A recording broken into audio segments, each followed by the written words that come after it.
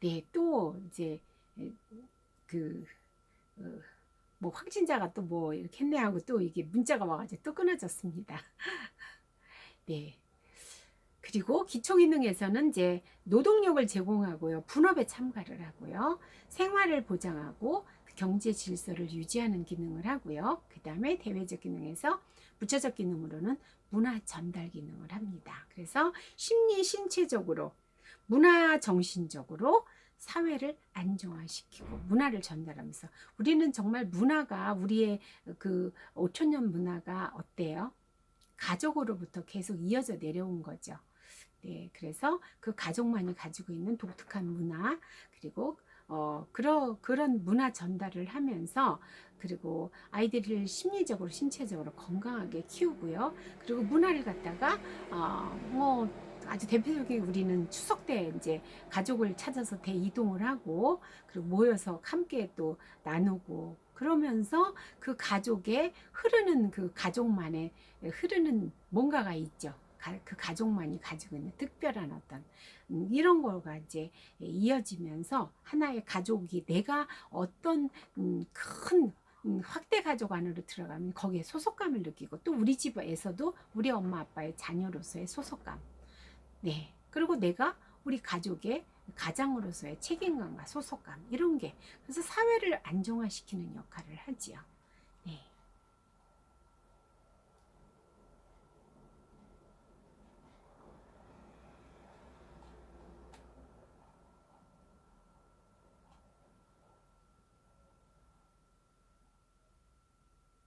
네. 어, 가족의 기능이 고유 기능 뭐 해가지고 24페이지에 표 1-1을 요거는 여러분들이 참고해서 보시기를 바라겠습니다. 지금 이제 가족의 기능은 거의 이제 나머지는 여러분들이 책을 보시면서 이제 한번 그리고 이제 가족의 생활주기와 발달 과업으로 이렇게 넘어가겠습니다. 가족 생활 주기의 개념은 패밀리 라이프 사이클이라 그래요. 그래서 가족 주기 사이클, 패밀리 사이클은 이제 성인 남녀의 결혼으로 형성된 가족이 자녀 출산과 자녀 성장으로 확대되었다가 자녀의 결혼과 분가로 축소되고 부부가 노후 생활을 거쳐서 사망에 이르는 가족 생활의 연속적 과정을 갖다가 가족 생활 주기라고 이렇게 볼 수 있겠습니다. 어때요? 음, 부부가 결혼해서 부부로 둘이 이제 신혼기를 살다가 자녀를 출산하고 또 출산하고 이렇게 해서 이제 아이들이 이제 뭐 세 명을 낳다 그러면 5명의 가족이 돼서 확대됐죠. 그러다가 가족 확대기로 됐다가 또 아이들이 성장해서 결혼해서 나가고 또 취업으로 나가고 뭐 학교 간다고 나가고 이렇게 하다 보니까 나중에 부부만 남게 돼요. 그럼 부부가 이제 노후 생활을 다 이제 내보내고 나서 20년이고 30년이고 부부가 또 노후 생활을 하다가 한 명이 또 가시고 또 그러면 이제 한 1인 가족이 돼버렸죠. 네. 그러다가 또 한 분이 또 마저 돌아가시면 가정이 소멸되는 과정을 거치는 거죠. 이게 바로 가족 생활 주기의 개념입니다. 그래서 가족 생활에서 경험하는 미혼이라든지 결혼, 출산, 육아, 노후의 각 단계에 걸친 시간의 시간적인 연속을 의미하지요. 네, 인간의 삶이 생로병사가 있는 것처럼 가족도 생성과 소멸이 반복되고 있습니다. 아담과 하와 가정의 이래로 지금까지 계속 반복되고 있습니다. 세 번째 가족 생활 주기 개념은 가족의 각 생활 주기의 단계에서 경험할 수 있는 문제나 해결해야 할 발달 가업에 대한 보편적 틀을 제공해 준다. 그거는 이제 여러분들이 이제 쭉 보시겠습니다. 제가 이제 요거를 에릭슨의 인간 발달 단계처럼 이렇게 신혼부부, 영아기 가족, 영유아기 가족, 아동기, 청년기 가족, 중년기, 자녀 독립기, 노년기, 그 다음에 가정 소멸 이렇게 가족 생활 중의 단계를 이렇게 이제 PPT에 나눠봤습니다. 가족 생활 주기는 학자에 따라서 다 이제 조금씩은 말이 틀려요. 두발이라는 사람이 이제 되게 유명한 가족 학자인데, 이 사람은 어떻게 나뉘냐면 8단계로 나뉘었습니다. 신혼부부 가족, 그 다음에 자녀 출산 및 영아기 가족, 첫 자녀 출산에서 30개월까지라고 그래요.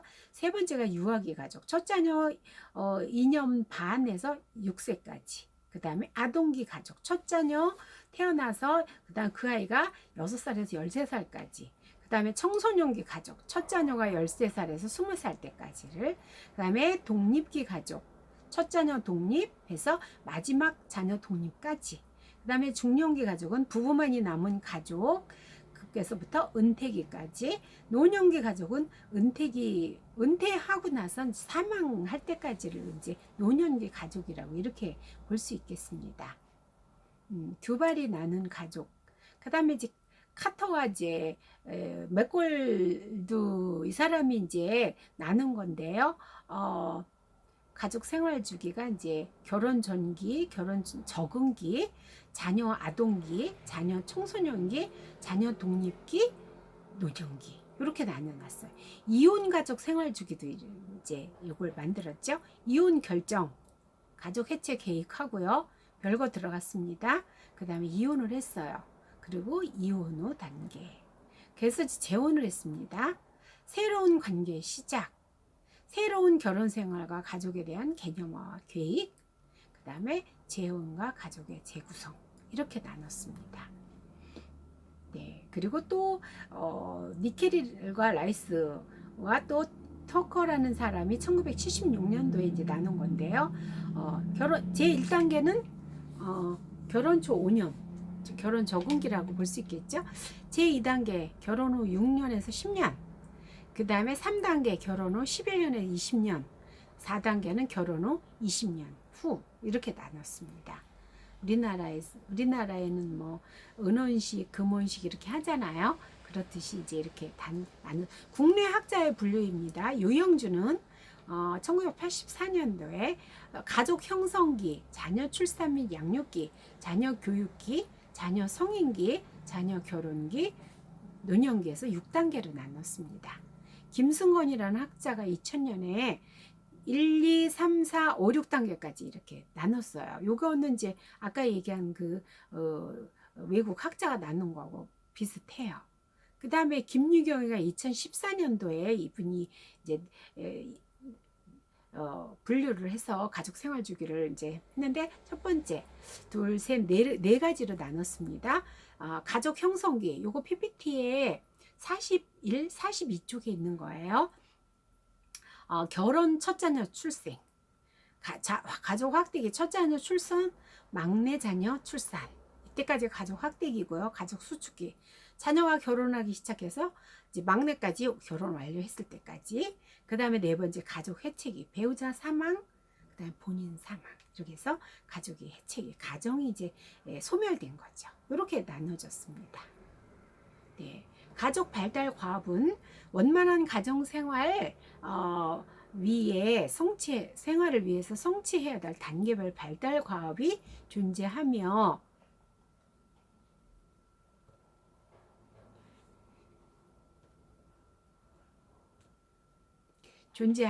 가족 생활 주기에 따라서 단계적으로 적절히 수행되어야 가족들 욕구, 가족들의 개개인 욕구가 충족되어야 안정되고 충족감을 느끼며 행복한 가족의 삶을 이어갈 수 있습니다. 그래서 아까 제가 욕구 충족을 얘기했잖아요. 가족이 4명이라면 아빠의 욕구와 엄마의 욕구와 첫 자녀와 둘째 자녀 욕구가 다 다를 수 있죠. 근데 그 욕구들을 갖다가 제대로 충족을 못 시켰을 때 아빠는요 잘못하다가 바람이 날 수가 있어요. 또 엄마도 마찬가지예요. 남편이 욕구 충족을 제대로 못 시켜줬을 때. 그 다음에 아이들은 어떻게 했어요? 제대로 심리적인 정서적 발달이 일어나질 않겠죠.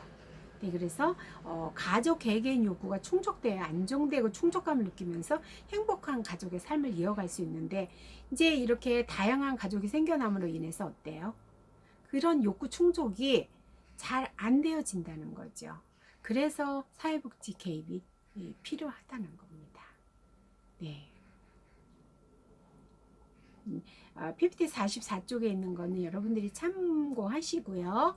이제 네 번째, 가족 연구의 이론적 관점으로 들어가 보겠습니다. 네, 가족 연구의 이론적인 관점을 보면은요, 여러 가지 이론이 있어요. 구조기능주의 이론이 있고요.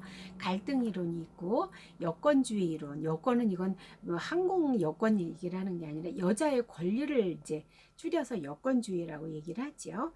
네, 주의 이론. 그 다음에 상징적 상호작용 이론. 그리고 다섯 번째는 교환 이론, 여섯 번째가 가족 체계 이론. 이렇게 이제 여섯 가지 이론을 이제 가족 연구에서 이런 관점으로 연구를 한다. 이렇게 이제 여러분들이 이해를 하시면 되겠습니다. 가족 연구의 이론 관점에서 첫 번째가 구조 기능주의 이론이 나왔습니다.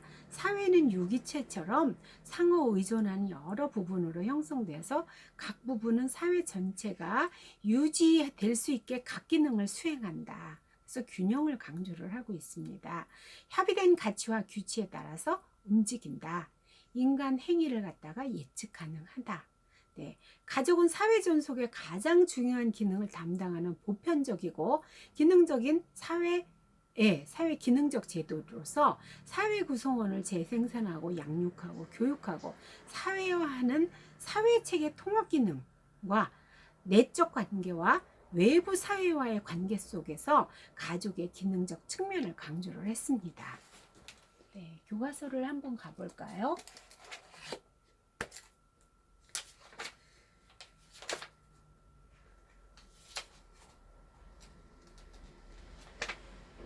네.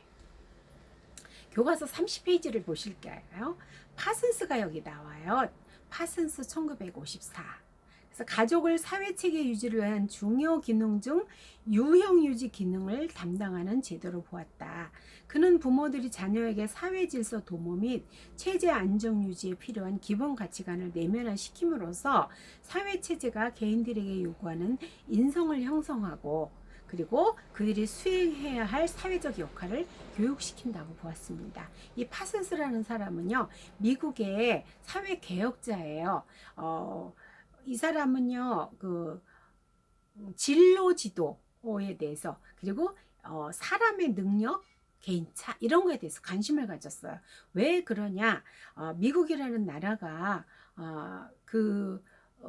유럽 대륙에서 1980년대에 산업혁명이 일어났잖아요. 그러고 나서 기계가 이제 생겨나면서 대량 생산이 되고 하다 보니까 도시에서 이제 이런 공장들이 생겨나고 하니까 도시로 다 인구들이 다 이동을 이제 많이 했어요. 그리고 농사를 이제 지을 수 있는 땅이 그렇게 되다 보니까 공장을 짓게 되니까 땅이 없어지다 보니까 농사를 지을 수가 없는 거죠. 우리나라나 유럽이나 처음에는 이제 다 농경 사회로 출발을 했잖아요. 이제 그러다 보니까 이 사람들이 공장에서 일을 하는데 필요한 여러 가지 기술이 필요하잖아요. 그런데 사람마다 다 능력의 개인차가 있어서 네, 성경에도 나오잖아요. 어떤 사람은 악기 부는 사람의 조상이 되었고 어떤 사람은 쇠붙이를 다루는 조상이 되었고 창세기 나오죠. 이렇듯이 이렇게 사람들의 능력이 다 달라요. 내가 잘할 수 있는 능력이 다 다르다는 거죠.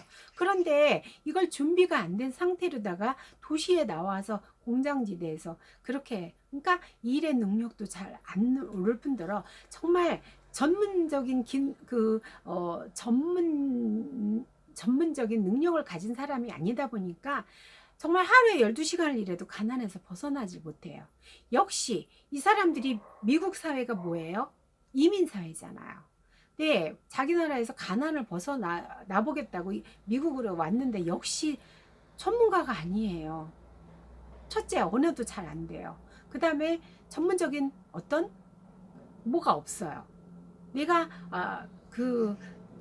하고 싶은 일을 해야 되는 그 전문적인 기술과 이론을 갖춘 이런 게 없다 보니까 이 사람들이 또 또 미국에 와가지고 그 삶이 너무나 이제 힘드니까 그 파슨스라는 사람이 이제 그런 걸 보고서 예, 진로 지도를 갖다 생각을 한 거죠. 그래서 책을 써냈어요.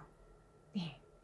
그거 그럼 이 사람이 이제 그러면서 이렇게 이제 가족에 대한 거를 이제 예, 가족 체계에 대한 거를 얘기를 한 거죠. 그래서 또한 산업화 요구에 가장 알맞은 가족 형태는 상대적으로 핵가족 제도로 가족 가벼워야 되잖아요. 대가족 제도로가 아니라.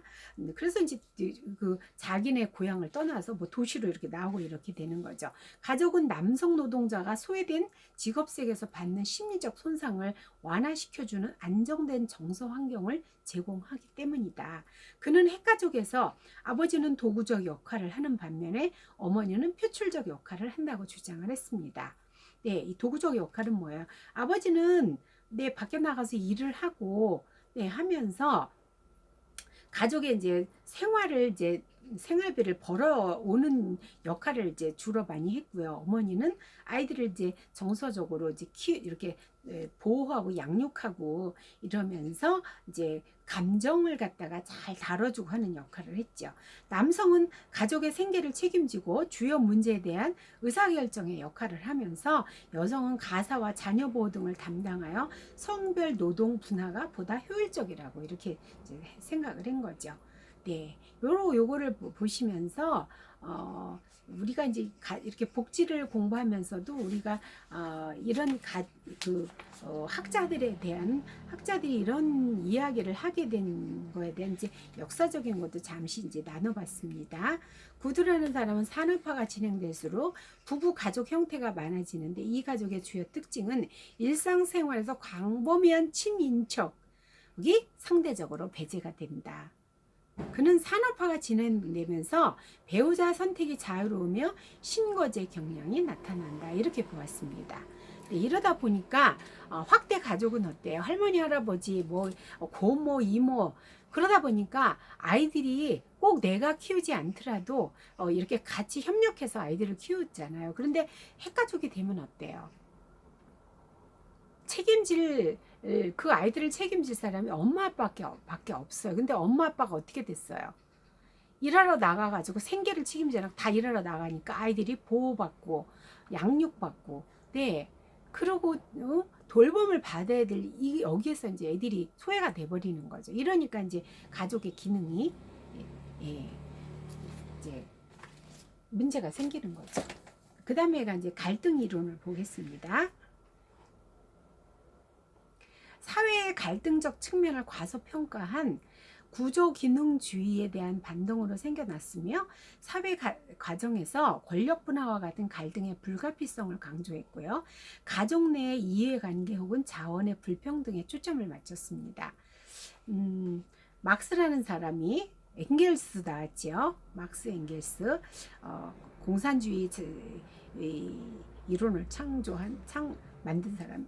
자본주의의 착취적 속성이 개인의 주관적 생활, 사적이고 친밀감을 가족에게 의존하게 한다.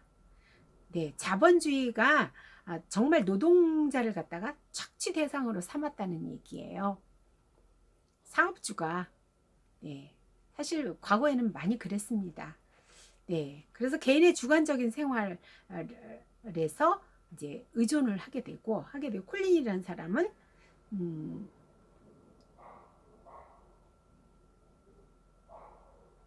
네, 사회 구조적 불평등이 자원의 분배 과정상 갈등을 발생시킨다. 네, 아무리 열심히 일해도 사업주는 100만 원을 버는데 나는 집에 가져오는 게 30만 원밖에 안 돼요. 그럼 어때요? 내가 제공한 노동력을 가지고 사업주는 100만 원씩이나 가져가면서 나는 30만 원밖에 안 주니까 나는 늘 가난하게 살아. 이게 바로 갈등주의거든요. 그래서 가족 내의 성적 불평등, 세대 간 갈등 등 가족 갈등과 관련이 되는 걸로 이렇게 얘기를 했습니다. 그래서 여기에 책을 한번 볼게요. 갈등 이루는 사회의 갈등적 측면을 이제 가속평가 구조 기능주의 이제 반동으로 생겨났다 그랬죠. 그래서 이제 사회 과정에서 권력 분화와 같은 갈등의 불가피성을 강조를 했고요. 이 이론에서는 가족 내 이해관계 및 자원의 불평등에 초점을 두고 있습니다. 그래서 이제 이런 자본주의의 착취적 속성이 개인의 사적 생활과 친밀감 등의 주관적 세계를 가족에게 더 의존하게 한다고 이렇게 보았습니다. 콜리는 성과 연령 등 사회 구조적 불평등이 자원의 분배 과정상 갈등을 발생시키는데, 이는 가족 내 성적 불평등, 그 다음에 세대 간 갈등과 관련된다, 그렇게 얘기를 하면서 권위나 자원 분배 과정에서 가족 갈등이 존재하며 이를 해결하기 위해서 가족 구성원의 적절한 대응 방식이 필요하고 갈등 관리 방법의 적절성에 따라서 가족 유지와 해체가 결정된다고 보았습니다. 즉 갈등을 긍정적으로 보느냐 혹은 부정적으로 보느냐에 따라서 갈등 강도와 지속성이 결정된다. 네, 아버지가 자기가 돈 벌어왔다고 자기가 엄마한테 생활비는요 100만 원을 만약에 벌어왔다면 거기에서 자기는 50만 원을 쓰고 나머지는 50만 원은 이제 부인한테 주고, 이런 식으로 내가 권력자니까 이렇게 자원 분배 과정에서, 그리고 또 뭐 큰아들은 큰아들이니까 좀 더 많이 주고, 뭐 작은 아들 너는 아직 어리니까 용돈은 요만큼, 이렇게 해서 자원 분배 과정에서 가족 갈등이 존재할 수 있다는 거죠. 그래서 이것에 적절한 대응 방식이 필요하다. 그래서 이것을 잘 하느냐에 따라서 가족이 유지될 수도 있고 잘못하면 해체될 수도 있다고 이렇게 봤습니다. 여건주의 이론으로 보겠습니다. 여건주의 이론은 여성의 행동을 제약하는 사회제도, 규범, 역할 등에 주목하면서 남녀 모두 사회적으로 동등한 대우를 받고 권리를 가져야 된다. 남자만 권리가 있고 여자들은 집에서 밥이나 하고 네가 애 키우고 뭐 네가 하는 게 뭐가 있다고, 이런 식으로 해서 정말 우리나라에 실거지약이 있어서 정 여자들의 삶을 정말 너무나 많이 제약을 했잖아요. 예, 그리고 사회 규범도 마찬가지였죠. 실거지약, 네, 그 다음에 남편이 죽으면 평생 수절하고 살아야 되고, 이런, 네, 그래서 가족을 인간의 생물학적 특성에 근거한 자연적 현상이 아닌 사회적 산물로 보았습니다. 그래서 가족은 가부장적인 사회 질서를 재생산하는 단위로 단일체가 아닌 권력단체의 구조임을 주장했습니다. 왜? 너무나 가부장적으로 여자들이 눌려서 사니까 남자들한테 권력이 거의 다 있었잖아요, 옛날에는.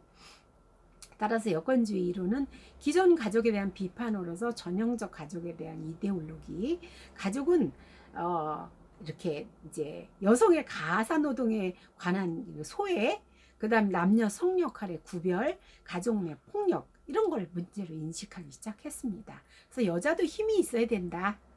네, 여자가 아이들 생각해서 맞고 살 수는 없다. 이런 거를 갖다 이제 제기를 하는 거죠. 그리고 여자들의 가사 노동에 대해서, 왜 너는 나가서 돈 벌어 온다고 너는 큰 소리 치지만 집에서 내가 이 살림을 안 하면 누가 이게 유지가 되는데.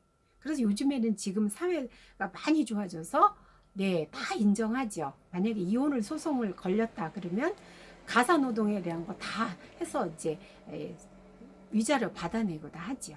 재산 분배할 때도 결혼 생활 10년 했다 그러면 몇 프로 이렇게 해서 이제 또 재산을 나눠 갔잖아요. 네. 그래서 이런 여성의 불이익이 회복돼야 되는 점을 강조를 합니다. 그래서 문제의식을 갖다가 뭐냐면, 여성이 더 이상 가족의 희생자가 아닌 스스로 주체적 존재로서 이렇게 살아가는 걸 주장한 게 여성주의 이론입니다. 상징적 상호작용을 이론을 보겠습니다.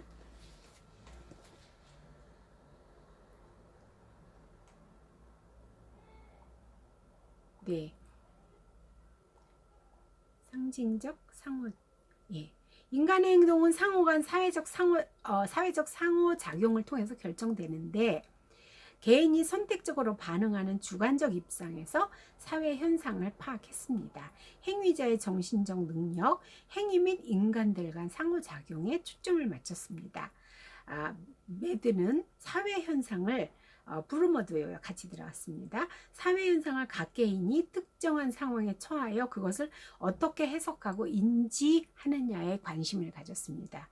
인지 이론, 인지 행동주의 이론, 이거 여러분들 배우셨죠? 나의 세계관에 따라서 그 어떤 상호작용을 하는 그거에 대해서 내가 느끼는 게 다르다는 거예요. 가족의 본질은 가족 간 상호작용에 기초하고 상호작용에 대한 개인의 지각이 가족관계를 형성한다. 이렇게 보았습니다. 블루게스는 가족은 상호작용을 하는 인격체들의 통합체다. 이렇게 봤습니다. 여러분 맞지요? 네. 그래서 이제 그 어떤 특정한 이제 상황에 처했을 때 그것을 어떻게 해석하고 인지하는가에 이제 관점에 초점을 맞추고 그리고 이제 가족 관계를 이제 구성하게 된다. 그래서 이제 이 이론은 가족의 내적 과정에 중점을 두고 세대 간 가치관의 전이, 그다음에 역할과 지위 관계, 가족 스트레스, 결혼의 질, 의사소통 등의 분야에 이제 적용할 수가 있습니다. 네, 시사하는 바가 많지요, 이게. 그리고 5번째 교환 이론을 보겠습니다. 네, 교환 이론은 네. 교환 이론에서는 인간관계는 물질적 교환관계의 합리적 선택 및 호혜성의 규범을 중요하게 인식을 하고, 네, 사람들을 합리적이고 자신의 만족을 극대화하기 위한 자원을 교환하고 계산하는 행위자로 파악을 했습니다. 네, 그래서 교환 이론에서는 물질적 교환 관계의 합리적인 선택, 호혜성 규범에 따라서 이제 사람들은 합리적이고 자신의 만족을 극대화하기 위해서 자원을 교환하고 계산하는 행위자로 이렇게 보았습니다. 그래서 호만스와 블라우는 사회를 거시적 차원에서 분석하려는 기능주의에 대한 이론으로, 또 미시적 차원에서 개인, 가족 및 사회 현상을 규명을 했는데요. 가족은 개인의 집합체로서 가족원 간 교환은 부부, 부모, 자녀 간 관계를 기점으로 시작하면서 사회의 관계로 확대가 된다. 네, 지속적인 인간관계는 비교적 공평한 교환 가능한 유사한 사회적 지위자 간에 발생하면서 배우자 선택, 부부간 권력관계, 별거, 이혼, 재혼도 가족생활도 교환관계의 연속이다. 네, 서로 물질적으로나 정서적으로나 서로 주고받는 합리적 이런 관계다. 서로 호혜성을 내가 베풀고 또 받는, 그러면서 자신의 만족을 극대화하기 위해서 우리는 가진 자원을 갖다가 물질적인 거와 정신적인 거, 심리적인 걸 갖다가 서로 주고받으면서 계산하는 행위자로서 이렇게 이제 보고 요 관점으로 이렇게 봤습니다. 마지막에 6번째가 가족 체계 이론입니다. 가족 체계 이론은요, 가족 치료로 연결이 돼요. 그래서 굉장히 중요하게 되는 이론이에요. 가족 체계 이론은 이제 PPT에 책에는 없지만 제가 PPT에 보겠습니다. PPT 54쪽을 보면은요, 가족 체계는 뭐예요?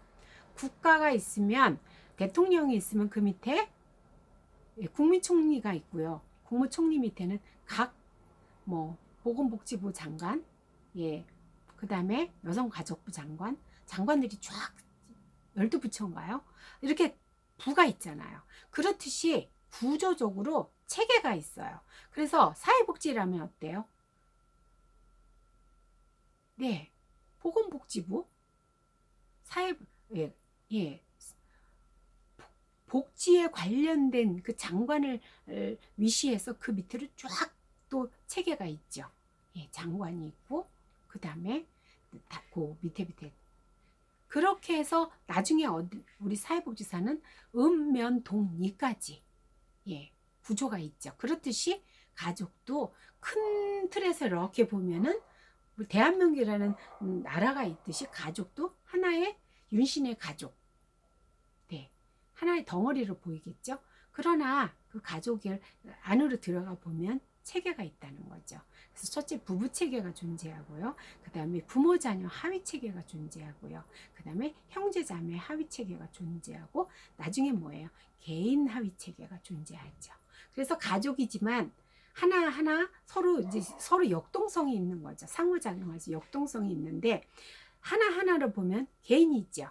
그런데 개인이지만 가족으로 연결돼서 엄마 아빠 부부 체계, 그 다음에 자녀들과 부모 자녀 합의 체계가 형성이 되고, 그 다음에 그 형제들은 또 형 누나 동생 해가지고 형제 자매 하위 체계가, 이것이 가족 체계의 이론이에요.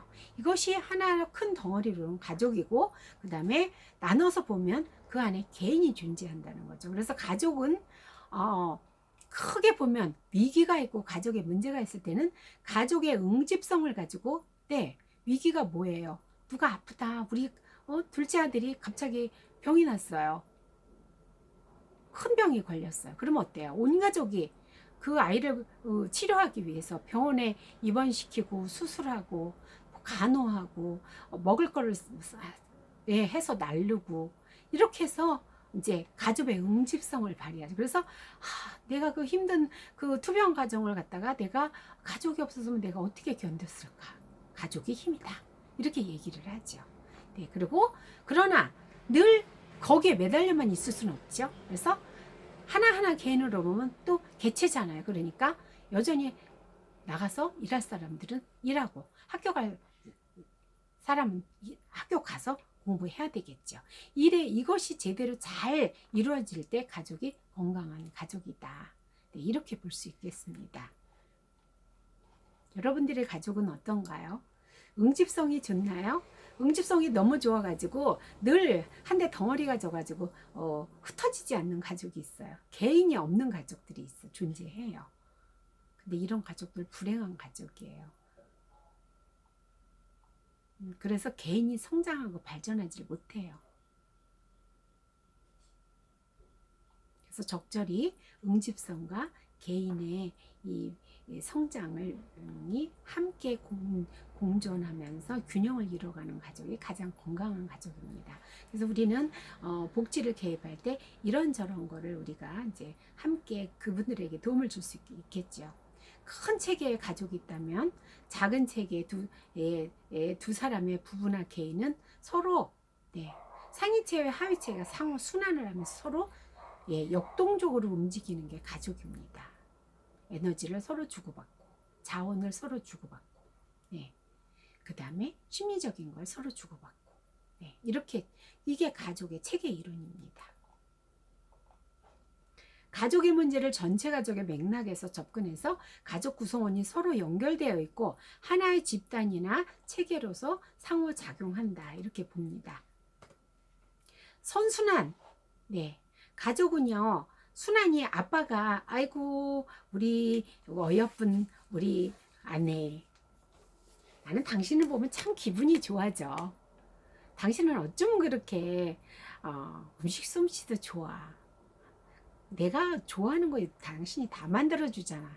아이고 복덩이. 이러면서 부인을 갖다 그렇게 칭찬을 한다면 어떻겠어요?